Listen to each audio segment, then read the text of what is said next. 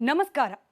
ಹಾಸನಾಂಬ ದೇವಿಗೆ ಅವರ ಕುಟುಂಬದವರನ್ನೆಲ್ಲ ಸೋಲಿಸ್ಬಿಡು ತಾಯಿ ಅಂತ ಪತ್ರ ಬರೆದಿದ್ದು ವೈರಲ್ ಆಗ್ತಿದೆ. ಜನರನ್ನ ಕಷ್ಟದಿಂದ ರಕ್ಷಿಸೋಕೆ ಹಾಸನಾಂಬಿಗೆ ಬೇಡಿಕೆ ಇಟ್ಟಿದ್ದಾದ್ರೂ ಯಾರು? ತುಂಬ ಹೋಯ್ತೆ ಆ ಕುಟುಂಬದ ಪಾಪದ ಕೊಡ. ಶಿಶುಪಾಲನ 100 ತಪ್ಪಿಗೆ ಹೋಲಿಸಿದ್ಯಾಕೆ ಡಿಸಿ? ಇದೇ ಇವತ್ತಿನ ಬರ್ನಿಂಗ್ ಸ್ಟೋರಿ ವಿಶೇಷ. ಹಾಸನಾಂಬೆ ಸಾಕ್ಷಿ, ತುಂಬಿತೆ ಕೊಡ. ನಾನು ಸ್ಮಿತಾ ರಂಗನಾಥ್.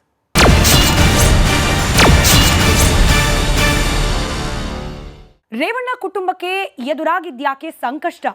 ಅಂದು ನೊಂದವರ ಆ ಪತ್ರಕ್ಕೆ ಈಗ ಸ್ಪಂದಿಸಿದ್ದಾಳ ಮಹಾತಾಯಿ ಅನ್ನೋ ಚರ್ಚೆ ನಡೀತಿದೆ. ಭಕ್ತರ ಆ ಹರಕೆಗೆ ಮಾತೆ ಹಾಸನಾಂಬೆ ಅಸ್ತು ಎಂದೇ ಬಿಟ್ಲ ಮಾತೆ ಹಾಸನಾಂಬೆ. ಯಾಕಂದ್ರೆ ಕಳೆದ ಬಾರಿ ದೇವಿಗೆ ಪತ್ರ ಬರೆದಿದ್ದ ಭಕ್ತರಲ್ಲಿ ಒಬ್ರು ಹೊಳೆ ನರಸೀಪುರದಲ್ಲಿ ಜನರಿಗೆ ತೊಂದರೆ ಕೊಡ್ತಿದ್ದಾರೆ ಅಂತ ಬರೆದು ಬಿಟ್ಟಿದ್ರು. ಸದ್ಯ ನಡೀತಾ ಇರೋ ಘಟನೆಗಳನ್ನ ಗಮನಿಸಿದ್ರೆ ಹಾಸನಾಂಬೆಗೆ ಬರೆದ ಪತ್ರದ ಹರಕೆ ಫಲ ನೀಡೇ ಬಿಡ್ತಾ ಅನ್ನೋ ಮಾತು ಕೇಳಿ ಬರ್ತದೆ. ಬನ್ನಿ ಆ ಎಲ್ಲದರ ಬಗ್ಗೆ ಇಂಟ್ರೆಸ್ಟಿಂಗ್ ಸಂಗತಿ ತಿಳಿದುಕೊಳ್ಳೋಣ.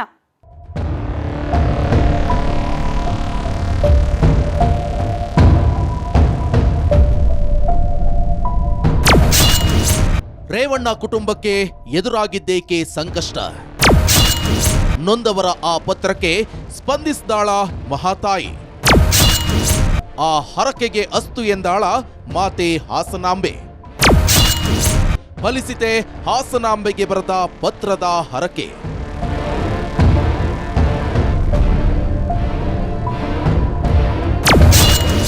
ಜನರ ಪ್ರಾಣ ಹಿಂಡುತ್ತಿದೆಯಂತೆ ರೇವಣ್ಣ ಕುಟುಂಬ. ಹೀಗಾಗಿ ಬುದ್ಧಿ ಕಲಿಸುವಂತೆ ಅಮ್ಮನ ಬಳಿ ಅಳಲು. ತಕ್ಕ ಪಾಠ ನಡಿ, ಈಗ ಶುರು ಮಾಡೋಣ. ಕೇಸರಿಯಿಂದ ಮನೋಲ್ಲಾಸ ಮನಸ್ಸು ಮತ್ತೇರಿ ಕುಣಿದಾಡಿದೆ ನೋಡು, ಮನಸ್ಸು ಮತ್ತೇರಿ ಕುಣಿದಾಡಿದೆ ನೋಡು. ಕ್ಷಣ ಕ್ಷಣವೂ ಆಚರಿಸಿ ಕೇಸರಿ ಹಬ್ಬ. ವಿಮಲ್ ಬಾಯಲ್ಲಿ ಹೇಳಿ ಕೇಸರಿ. ಕಲಿಸೋಕೆ ಭಕ್ತರ ಕೋರಿಕೆ. ತುಂಬಿತ ಪ್ರಜ್ವಲ್ ರೇವಣ್ಣ ಪಾಪದ ಕೊಡ. ಪಾಪದ ಕೊಡ ತುಂಬಿದೆ ಅಂತ ಬಿಟ್ಟು ಅದು ಬಂದಾಗ ಅದು ಬರಬೇಕು. ಇವರು ಹಾಸನ ಜಿಲ್ಲಾಧಿಕಾರಿ ಸತ್ಯಭಾಮ ಮಾತು. ಶಿಶುಪಾಲನ 100ನೇ ಪಾಪ ಆದ ಬಳಿಕ 101ನೇ ಪಾಪ ಆಗೋಕೆ ಶ್ರೀಕೃಷ್ಣ ಬಿಡ್ಲಿಲ್ಲ. ಹಾಗೆಯೇ ಈಗ ಪ್ರಜ್ವಲ್ ರೇವಣ್ಣ ಪಾಪದ ಕೊಡ ತುಂಬಿದೆ ಅನ್ನೋದಿಲ್ಲಿ ಡಿಸಿ ಸತ್ಯಭಾಮ ಅಭಿಮತ.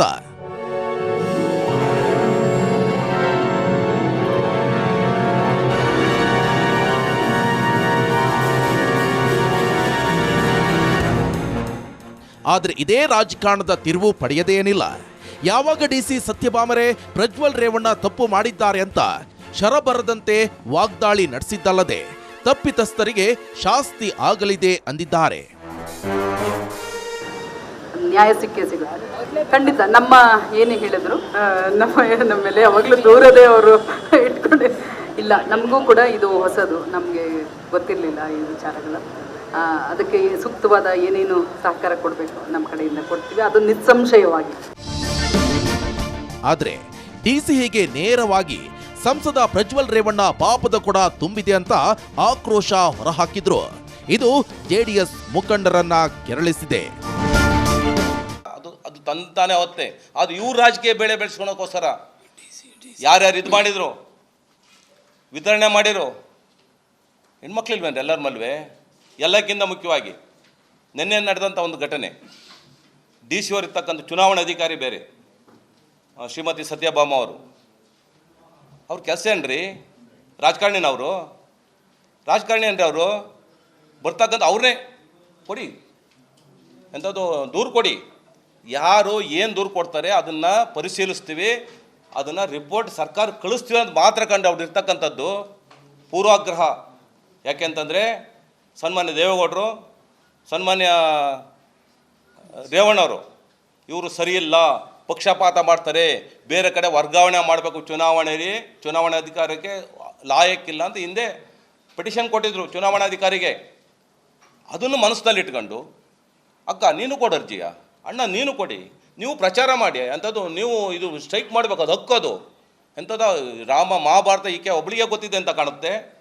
ಅದ್ಯಾವುದೋ ಒಂದು ಶಿಶುಪಾಲನ 101 ಆಗೋರಿಗೆ ಆಮೇಲೆ 101 ಪಾಪದ ಕೊಟ್ಟು ತುಂಬಿತೆ ಊಷಿ. ಹೀಗೆ ಪ್ರಜ್ವಲ್ ರೇವಣ್ಣ ಪೆನ್ಡ್ರೈವ್ ಕೇಸ್ ರಾಜಕೀಯ ಸ್ವರೂಪ ತಳೆದಂತೆಯೇ ಹಾಸನಾಂಬೆ ಬಳಿ ಈ ಹಿಂದೆ ಭಕ್ತರೊಬ್ಬರು ಪತ್ರದಲ್ಲಿ ತೋಡಿಕೊಂಡ ಅಳಲಿನ ಸಂಗತಿಯು ಮುನ್ನೆಲೆಗೆ ಬಂದಿದೆ. ರೇವಣ್ಣ ಕುಟುಂಬ ಜನರ ಪ್ರಾಣ ಹಿಂಡುತ್ತಿದೆ ಅಂತ ಹಾಸನಾಂಬೆ ದೇವಾಲಯದ ಹುಂಡಿಗೆ ಭಕ್ತರೊಬ್ಬರು ಪತ್ರ ಬರೆದು ಹಾಕಿದ್ದು ಹಳೆ ವಿಷಯ.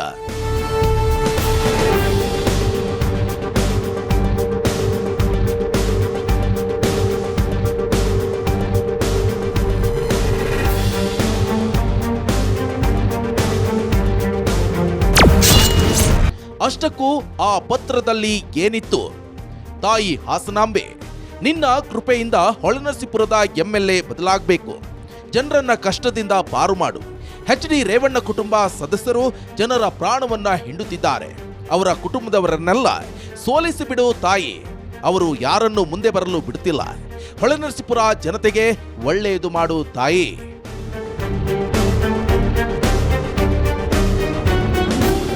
ಕೆಲ ಸಮಯದ ಹಿಂದೆ ಭಕ್ತರೊಬ್ಬರು ಬರೆದ ಪತ್ರ ಬಹಿರಂಗವಾಗಿದ್ದು ಗೊತ್ತಿರೋ ಸಂಗತಿ. ಇದೀಗ ಸಂಸದ ಹಾಗೂ ಹಾಲಿ ಜೆಡಿಎಸ್ ಅಭ್ಯರ್ಥಿ ಪ್ರಜ್ವಲ್ ರೇವಣ್ಣ ಕರ್ಮಕಾಂಡ ಬಯಲಿಗೆ ಬಂದಿದೆಯಲ್ಲ, ಇದು ದೇಶಾದ್ಯಂತ ಪಸರಿಸಿದ ಪರಿ. ಪ್ರಜ್ವಲ್ ಮಾನವನ್ನ ಹರಾಜು ಹಾಕಿದೆ. ಜೆಡಿಎಸ್ ಸಹ ಈಗಾಗಲೇ ಪ್ರಜ್ವಲ್ ರೇವಣ್ಣರನ್ನ ಅಮಾನತು ಮಾಡಿದೆ. ಇವತ್ತೇನು ಮಹಿಳೆಯರ ಬಗ್ಗೆ ಒಂದು ಅಪಮಾನ ಆಗಿದೆ ಅಂತೇಳಿ ಆರೋಪವನ್ನ ಮಾಡ್ತಾ ಇದ್ದಾರೆ.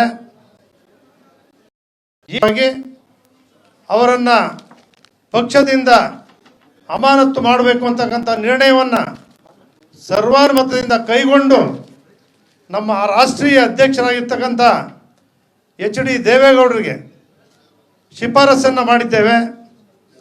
ಲೋಕಸಭಾ ಸದಸ್ಯರಾಗಿರೋದ್ರಿಂದ ನಮ್ಮ ರಾಷ್ಟ್ರೀಯ ಅಧ್ಯಕ್ಷರು ಕ್ರಮ ಕೈಗೊಳ್ಳಬೇಕಾಗಿರೋದ್ರಿಂದ ಈ ಕೂಡಲೇ ಅವರನ್ನು ಅಮಾನತು ಮಾಡಬೇಕು ಅಂತೇಳಿ ಅವರಲ್ಲಿ ಮನವಿಯನ್ನು ಮಾಡಿದ್ದೇವೆ, ಶಿಫಾರಸನ್ನು ಕೂಡ ಮಾಡಿದ್ದೇವೆ. ಹೀಗೆ ಚಿಕ್ಕ ವಯಸ್ಸಿನಲ್ಲೇ ಸಂಸದರಾಗಿ ಆಯ್ಕೆಯಾಗುವ ಮೂಲಕ ರಾಜಕೀಯವಾಗಿ ಎತ್ತರಕ್ಕೆ ಬೆಳೆಯೋ ಕುರುಹು ತೋರಿದ್ದ ಪ್ರಜ್ವಲ್ ಈಗ ಮತ್ತೆ ಚುನಾವಣಾ ಅಖಾಡಕ್ಕೆ ಧುಮುಕಿದ ನಡುವೆ ಬಟ ಬಯಲಾಗಿದೆ ಕಾಮಪುರಾಣ. ಹೀಗೆ ಬಹು ಎತ್ತರಕ್ಕೆ ಸಾಗಿದ ಪ್ರಜ್ವಲ್ ರೇವಣ್ಣ ಗ್ರಾಫ್ ಪೆನ್ಡ್ರೈವ್ ಬೆಳಕಿಗೆ ಬಂದಿದ್ದೆ ತಡ ಕುಸಿದಿದ್ದು ಪಾತಾಳಕ್ಕೆ. ರಾಷ್ಟ್ರ ಅಂತಾರಾಷ್ಟ್ರೀಯ ಮಟ್ಟದಲ್ಲಿ ದೇವೇಗೌಡರ ಕುಟುಂಬಕ್ಕೂ ಪಕ್ಷಕ್ಕೂ ಮುಜುಗರ.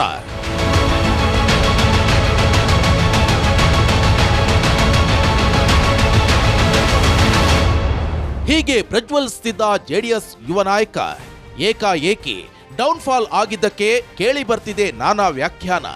ಪ್ರಜ್ವಲ್ ಸ್ವಯಂಕೃತ ಅಪರಾಧದ ಬಗ್ಗೆ ಜನ ಛೀ ಥೂ ಅಂತಿರೋ ಹೊತ್ತಲ್ಲೇ ಈಗ ಫ್ರಂಟ್ ಲೈನ್ಗೆ ಬಂದಿದ್ದು ಈ ಹಿಂದೆ ಭಕ್ತರೊಬ್ಬರು ಬರೆದ ಪತ್ರ.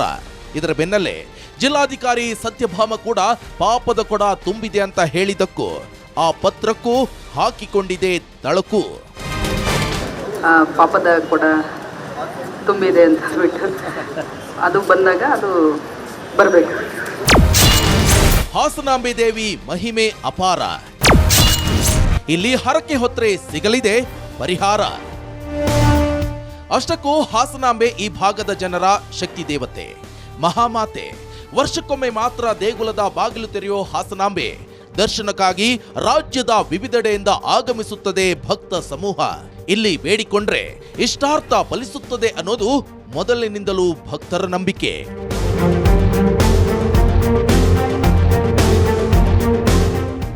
ಪ್ರತಿ ವರ್ಷ ಆಶ್ವಿಜ ಮಾಸದ ಹುಣ್ಣಿಮೆ ಬಳಿಕ ಬರೋ ಗುರುವಾರ ತೆರೆಯಲಿದೆ ಹಾಸನಾಂಬೆ ದೇವಿ ದೇವಸ್ಥಾನದ ಬಾಗಿಲು. ಅಲ್ಲಿಂದ ಮುಂದೆ ಬರೋ ದೀಪಾವಳಿ ಬಲಿಪಾಡ್ಯಮಿ 3ನೇ ದಿನ ಮುಚ್ಚಲಿದೆ ಬಾಗಿಲು.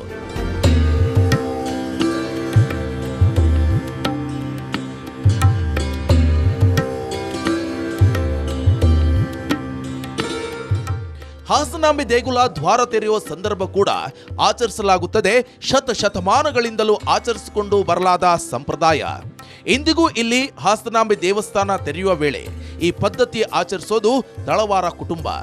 ಗರ್ಭಗುಡಿ ಎದುರಿಗೆ ನೆಡಲಾಗೋ ಬಾಳೆಕಂದವನ್ನ ಕತ್ತರಿಸುವುದು ಪದ್ಧತಿ.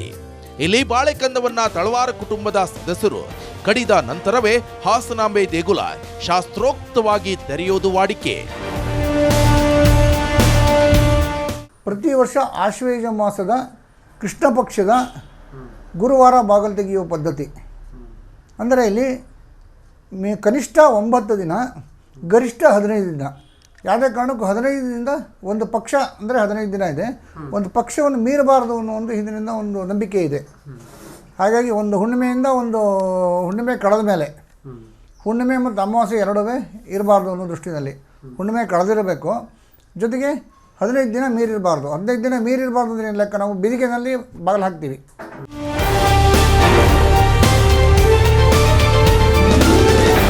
ಪ್ರತಿ ಸಲ ಅಂದಾಜು 10 ರಿಂದ 13 ದಿನಗಳ ಕಾಲ ಮಾತ್ರ ಹಾಸನಾಂಬೆ ದರ್ಶನ ಸಾಧ್ಯ. ಹೀಗಾಗಿಯೇ ಹಗಲು ರಾತ್ರಿ ಎನ್ನದೆ ದೇವಿ ದರ್ಶನಕ್ಕೆ ಸರತಿ ಸಾಲಿನಲ್ಲಿ ಬಿಸಿಲು ಮಳೆ ಎನ್ನದೆ ನಿಲ್ಲೋ ಭಕ್ತರು ದೇವಿ ದರ್ಶನದಿಂದ ಪುನೀತರಾಗುತ್ತಾರೆ.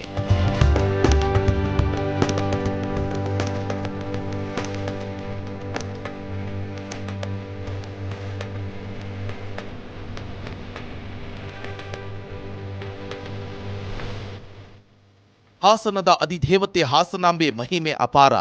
ಯಾವುದೇ ಕಷ್ಟ ಇರಲಿ ಇಲ್ಲಿಗೆ ಬಂದು ದೇವಿಯಲ್ಲಿ ಭಕ್ತಿಯಿಂದ ಬೇಡಿಕೊಂಡ್ರೆ ಪರಿಹಾರ ಆಗಲಿದೆ ಅನ್ನೋದು ಭಕ್ತರ ಅಭಿಮತ. ಬಹಳ ಶ್ರದ್ಧಾ ಭಕ್ತಿಯಿಂದ ದೇವಿಗೆ ನಮಿಸುತ್ತೆ ಭಕ್ತ ಸ್ತೋಮ. ನಾಡಿನ ಎಲ್ಲ ಭಾಗಗಳಿಂದಲೂ ಇಲ್ಲಿಗೆ ಲಕ್ಷ ಲಕ್ಷ ಸಂಖ್ಯೆಯಲ್ಲಿ ಬರುತ್ತಾರೆ ಭಕ್ತರು.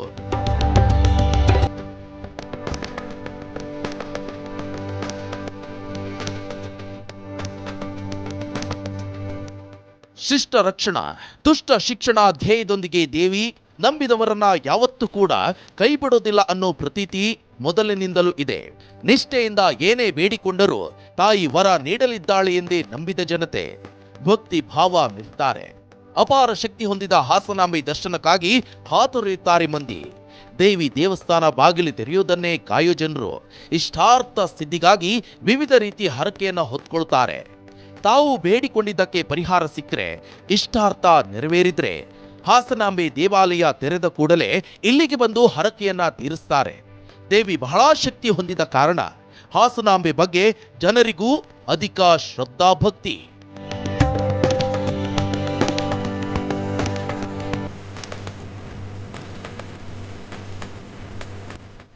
ಹಾಗೆಯೇ ಈ ದೇವಿ ಮಹಿಮೆಗೆ ಸಾಕ್ಷಿ ಅನ್ನುವಂತೆ ಬಾಗಿಲು ಮುಚ್ಚುವಾಗ ಇಲ್ಲಿ ದೇವಿಗೆ ಇಡೋ ಪ್ರಸಾದ ಮುಂದಿನ ವರ್ಷ ಬಾಗಿಲು ತೆಗೆಯೋ ತನಕ ಕೆಡೋದಿಲ್ಲ.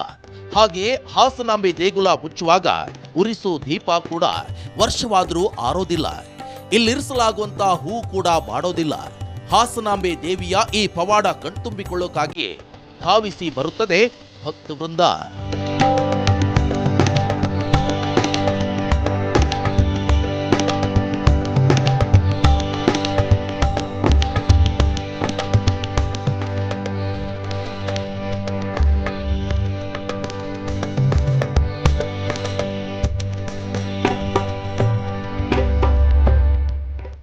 ಹಾಗೆ ದೇವಾಲಯದ ಹುಂಡಿಯಲ್ಲಿ ಸಹ ಭಕ್ತರು ತಮ್ಮ ಬೇಡಿಕೆ ಹರಕೆ ಹೊರೋದು ಕೂಡ ನಡೆದುಕೊಂಡು ಬಂದಿದೆ. ಹುಂಡಿ ಎಣಿಕೆ ವೇಳೆ ಈ ರೀತಿ ಪತ್ರಗಳು ಸಿಗೋದು ಸರ್ವೇ ಸಾಮಾನ್ಯ. ಇದರೊಂದಿಗೆ ದೇವಿ ಬಳಿ ಅಳಲು ತೋಡಿಕೊಂಡ ನೆಮ್ಮದಿ ಭಕ್ತರಿಗೆ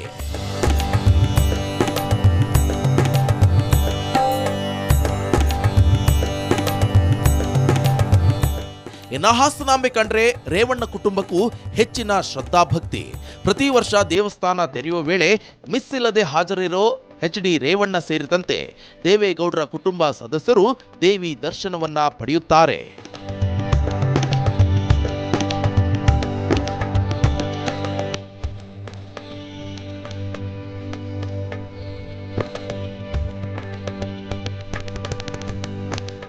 ಆ ಪತ್ರದಲ್ಲಿ ರೇವಣ್ಣ ಕುಟುಂಬ ಜನರ ಪ್ರಾಣ ಹಿಂಡ್ತಾ ಇದೆಯಂತೆ ಅಂತ ಬರೆಯಲಾಗಿತ್ತು. ಹಾಗಾಗಿ ಬುದ್ಧಿ ಕಲಿಸುವಂತೆ ಅಮ್ಮನ ಬಳಿ ಅಳಲು ತೋಡ್ಕೊಂಡಿದ್ರು. ಅಷ್ಟಕ್ಕೂ ಶಿಶುಪಾಲನ 100 ತಪ್ಪಿಗೆ ಹೋಲಿಸಿದ್ಯಾಕೆ DC? ಅಷ್ಟಕ್ಕೂ DCಗೂ ರೇವಣ್ಣ ಫ್ಯಾಮಿಲಿಗೂ ಇದ್ದ ದ್ವೇಷವಾದ್ರೂ ಏನು? ಗೌಡರ ಕುಟುಂಬದ ಮೇಲೆ ಕೆರಳಿದ್ದ DC ಪೆನ್ ಡ್ರೈವ್ ಕೇಸ್ನಲ್ಲಿ ಮನದಾಳದ ಜ್ವಾಲಾಮುಖಿ ಹೊರಹಾಕಿದಂತಿದೆ. ಮಹಿಳೆಯರ ರೋಷಾಗ್ನಿ ಜೋರಾಗ್ತಿದ್ದಂತೆ ಡಿಸಿ ಕೂಡ ಶಿಶುಪಾಲನಾ ಉದಾಹರಣೆ ಕೊಟ್ಟಿದ್ದಾರೆ. ಹಾಸನ ಜಿಲ್ಲಾಧಿಕಾರಿ HT ರೇವಣ್ಣ ಕುಟುಂಬದ ಮೇಲೆ ಇಷ್ಟರ ಮಟ್ಟಿಗೆ ಡೈರೆಕ್ಟ್ ಅಟ್ಯಾಕ್ ಮಾಡಿದ್ಯಾಕೆ?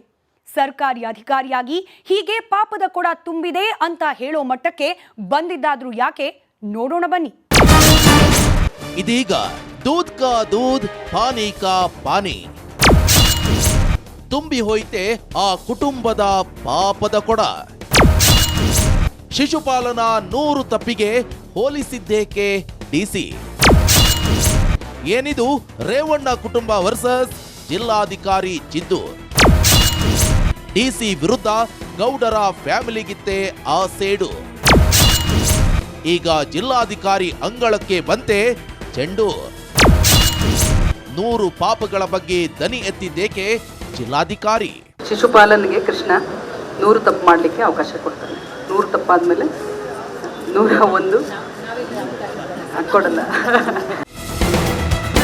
ಇಲ್ಲಿ ಹೀಗೆ ಪ್ರಜ್ವಲ್ ರೇವಣ್ಣ ಕೇಸ್ ಬಗ್ಗೆ ಡೈರೆಕ್ಟ್ ಅಟ್ಯಾಕ್ ನಡೆಸಿದ್ದು ಯಾವುದೇ ವಿರೋಧ ಪಕ್ಷದ ರಾಜಕಾರಣಿ ಅಲ್ಲ, ಬದಲಾಗಿ ಹಾಸನ ಜಿಲ್ಲಾಧಿಕಾರಿ ಸತ್ಯಭಾಮ. ಯಾವುದೇ ಎದುರಾಳಿಗೂ ಕಮ್ಮಿ ಇಲ್ಲದಂತೆ ಸತ್ಯಭಾಮ ವ್ಯಾಖ್ಯಾನಿಸೋಕೆ ಹೊರಟಿದ್ದು ಮಹಾಭಾರತವನ್ನ. 100 ಪಾಪಗಳ ತನಕ ಶಿಶುಪಾಲನಿಗೆ ಕೃಷ್ಣನಿಂದ ಇತ್ತಲ್ಲ ಮಾಫಿ ವರ, ಅದೇ ರೀತಿ ಈಗ ಪ್ರಜ್ವಲ್ 100 ಪಾಪಗಳ ಕೊಡ ಫುಲ್ಲಾಗಿದೆ. 101ನೇ ಪಾಪ ಆಗೋಕೆ ಬಿಡೋದಿಲ್ಲ ಅಂತ ನೇರವಾಗಿ ಅಸ್ತ್ರ ಜಳಪಳಿಸಿದ್ರು ಜಿಲ್ಲಾಧಿಕಾರಿಗಳು. ಶಿಶುಪಾಲನ್ಗೆ ಕೃಷ್ಣ 100 ತಪ್ಪು ಮಾಡಲಿಕ್ಕೆ ಅವಕಾಶ ಕೊಡ್ತಾನೆ. 100 ತಪ್ಪಾದ್ಮೇಲೆ 101 ಕೊಡಲ್ಲ. ಅದೇ you are not ready and we also did know all this. ಹೀಗೆ ಪ್ರತಿ ಹೆಜ್ಜೆಯಲ್ಲೂ ಹಂಪಿಡ್ತಿದ್ದ ಗೌಡರ ಕುಟುಂಬದ ಮೇಲೆ ಕೆರಳಿದ್ದ ಜಿಲ್ಲಾಧಿಕಾರಿಗಳು.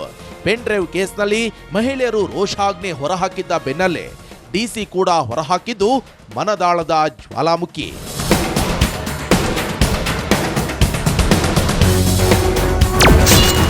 ಹಾಸನಾಂಬೆ ದರ್ಶನದ ವೇಳೆ ಆಗಿತ್ತಲ್ಲ ಅವಘಡ. ವಿದ್ಯುತ್ ಅವಘಡ ಬೆನ್ನಲ್ಲೇ ರಾಜಕೀಯ ಕೆಸರು. ನಿಜಕ್ಕೂ ಆ ಕರೆಂಟ್ ಶಾಕ್ ಆಗಿದ್ದಾದ್ರೂ ಹೇಗೆ? ಈ ಘಟನೆಗೆ ನೈಜ ಸಾಕ್ಷಿಯಾಗಿದ್ದು ಹಾಸನಾಂಬೆ.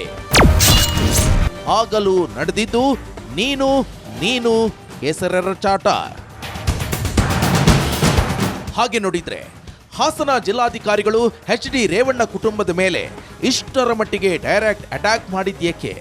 ಸರ್ಕಾರಿ ಅಧಿಕಾರಿಯಾಗಿ ಹೀಗೆ ಪಾಪದ ಕೊಡ ತುಂಬಿದೆ ಅಂತ ಹೇಳೋ ಮಟ್ಟಕ್ಕೆ ಬಂದಿದ್ದೇಕೆ ಅಂತ ನೋಡಿದ್ರೆ ಕಾಣ ಸಿಗೋದು ಹಲ ಕಾರಣಗಳು. ಅದರಲ್ಲೂ ಇದೇ ಹಾಸನಾಂಬ ದೇವಾಲಯ ತೆರೆದಾಗ ಕಳೆದ ಸಲ ಸಂಭವಿಸಿತ್ತಲ್ಲ, ದೇವಿ ದರ್ಶನಕ್ಕೆ ಭಕ್ತರು ಕ್ಯೂನಲ್ಲಿ ನಿಂತಿದ್ದಾಗ ವಿದ್ಯುತ್ ಅವಘಡ. ಅದು ಪರಸ್ಪರ ಕೆಸರೆರಚಾಟಕ್ಕೆ ಹಾಡಿತ್ತು ನಾಂದಿ. ಈಗಲೂ ಡಿಸಿ ವಿರುದ್ಧ ಬುಸುಗುಟ್ಟಿತ್ತು JDS ವಲಯ. ಸ್ಥಳೀಯ ಶಾಸಕ ಸ್ವರೂಪ್ ಪ್ರಕಾಶ್ ಅಲ್ಲದೆ ರೇವಣ್ಣ ಕೂಡ ಆಗ ಜಿಲ್ಲಾಧಿಕಾರಿ ವಿರುದ್ಧ ಆಕ್ಷೇಪ ಎತ್ತಿದ್ದಿದೆ.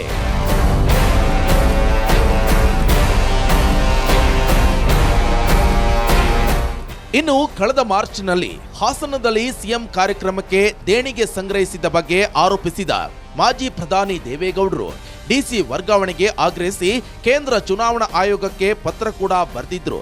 ಚುನಾವಣೆ ಹಿನ್ನೆಲೆ ಕಾಂಗ್ರೆಸ್ ಸರ್ಕಾರದ ಪರ ಧೋರಣೆ ಹೊಂದಿದ್ದ ಡಿಸಿರನ್ನ ಬೇರೆಡೆಗೆ ವರ್ಗಾವಣೆ ಮಾಡುವಂತೆ ಚುನಾವಣಾ ಆಯುಕ್ತರಿಗೆ ಪತ್ರ ಬರೆದ್ರು ದೇವೇಗೌಡರು.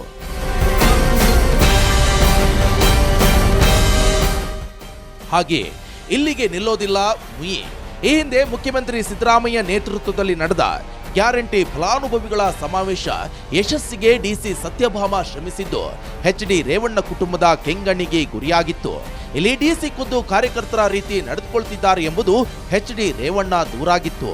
ಜನರನ್ನ ಸೇರಿಸಿದ್ದು ಸಮಾವೇಶ ಸಿದ್ಧತೆಗೆ ಜಿಲ್ಲಾಧಿಕಾರಿಗಳು ಹುಮ್ಮಸ್ಸಿನಿಂದ ಓಡಾಡಿದ್ದು ಎಲ್ಲೋ ಒಂದ್ ಕಡೆ ಡಿಸಿ ಕಾಂಗ್ರೆಸ್ ಪರವಾಗಿ ನಿಂತಿದ್ದಾರೆ ಎಂಬ ಅನುಮಾನವನ್ನ ರೇವಣ್ಣ ಕುಟುಂಬದಲ್ಲಿ ಮೂಡಿಸಿತ್ತು.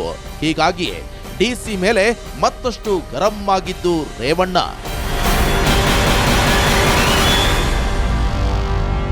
ಇಷ್ಟು ಮಾತ್ರವಲ್ಲ, ಈ ಹಿಂದೆ ಸಚಿವ KN ರಾಜಣ್ಣ ಆಸಕ್ತಿಯಿಂದ ಹೇಮಾವತಿ ನೀರನ್ನ ತುಮಕೂರಿಗೆ ರಿಲೀಸ್ ಮಾಡಿದಾಗ ಇದಕ್ಕೆ ಡಿಸಿ ಹೆಚ್ಚು ಉತ್ಸಾಹ ತೋರಿದ್ದು 144 ಸೆಕ್ಷನ್ ಅನ್ವಯ ನಿಷೇಧಾಜ್ಞೆ ಜಾರಿ ಮೂಲಕ ಸ್ಥಳೀಯರ ಪ್ರತಿಭಟನೆ ಹತ್ತಿಕ್ಕಿದ್ರು ಎಂಬ ಕೋಪವು ರೇವಣ್ಣ ಫ್ಯಾಮಿಲಿಗಿತ್ತು ಎನ್ನಲಾಗಿದೆ.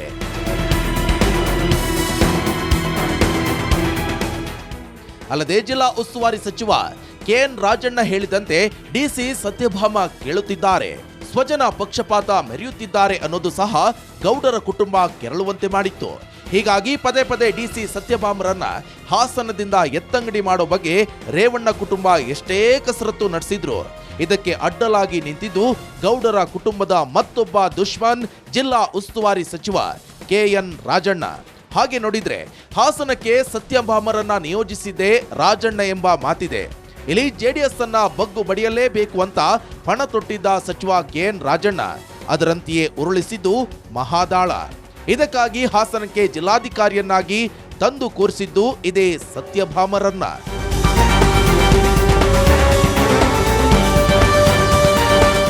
ಹಾಗೆಯೇ ಡಿಸಿ ಬಂದ ಮೇಲೆ ಎಚ್.ಡಿ. ರೇವಣ್ಣ ಕುಟುಂಬದ ಬಗ್ಗೆ ಇಟ್ಟುಕೊಳ್ಳಲಿಲ್ಲ ಯಾವುದೇ ಮುಲಾಜು.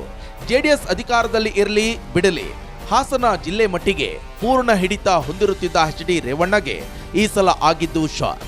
ಯಾವುದೇ ಬದ್ಧವೈರಿ ವೃತ್ತಿಪರ ರಾಜಕಾರಣಿಗೂ ಕಮ್ಮಿ ಇಲ್ಲದಂತೆಯೇ ನೇರಾಗಿಯೇ ಕಾರ್ಯನಿರ್ವಹಿಸತೊಡಗಿದ್ರು ಡಿಸಿ. ರೇವಣ್ಣಗೆ ಪ್ರತಿ ಹಂತದಲ್ಲೂ ತೊಡರುಗಾಲು. ಯಾವುದೇ ಶಿಸ್ತಿನ ಅಧಿಕಾರಿ ಇರಲಿ ಅವರನ್ನ ಪಳಗಿಸೋದ್ರಲ್ಲಿ ಸಿದ್ಧಹಸ್ತ ಎನಿಸಿದ ರೇವಣ್ಣ ಪಾಲಿಗೆ ಇದು ಡಿಸಿ ಆಗಿದ್ದು ಸೇರಿಗೆ ಸವಾಸೇರು.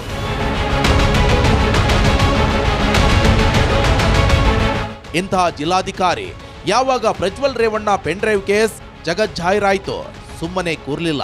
ಮಹಿಳಾ ಪ್ರತಿಭಟನಾಕಾರರು ಅಹವಾಲು ಸಲ್ಲಿಸೋಕೆ ಬಂದಾಗ ಡಿಸಿ ಕೂಡ ಹೊರಹಾಕಿದ್ದು ಹಳೆ ಜಿದ್ದಿನ ಜ್ವಾಲೆ.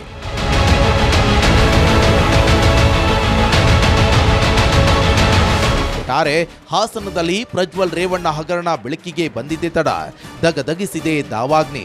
ಇಷ್ಟು ವರ್ಷ ಕಾಲ ಇಡೀ ಜಿಲ್ಲೆಯಲ್ಲಿ ಸೂಪರ್ ಪವರ್ ಅಂತೆ ವರ್ತಿಸಿದ ರೇವಣ್ಣ ಕುಟುಂಬಕ್ಕೆ ಈಗ ತಲೆ ಎತ್ತದಂತಹ ಕಸಿವಿಸಿ. ಇದಕ್ಕೆ ನಿಜಕ್ಕೂ ಕಾರಣ ಏನು? ಇಲ್ಲಿ ಹಾಸನಾಂಬೆ ದೇವಿಗೆ ಪತ್ರ ಮೂಲಕ ದುಃಖ ತೋಡಿಕೊಂಡಿದ್ದ ಆ ಭಕ್ತರ ಬೇಡಿಕೆಗೆ ಸಿಕ್ಕಿತ ಫಲ. ಕೆಲವರ ಪ್ರಕಾರ ಎಚ್.ಡಿ. ರೇವಣ್ಣ ಕಾಟದಿಂದ ಬೇಸತ್ತ ಭಕ್ತರು ದೇವಿ ಬಳಿ ಕೋರಿಕೊಂಡಂತೆ ಆಗ್ತಿದ್ಯಾ ಶಾಸ್ತಿ. ಶುರುವಾಯ್ತಾ ರೇವಣ್ಣಗೆ ಸಂಕಷ್ಟ. ರೇವಣ್ಣ ಕುಟುಂಬಕ್ಕೆ ಆದ ಈ ದುರ್ಗತಿಗೆ ಸಾಕ್ಷಿಯಾದಳ ತಾಯಿ ಹಾಸನಾಂಬೆ.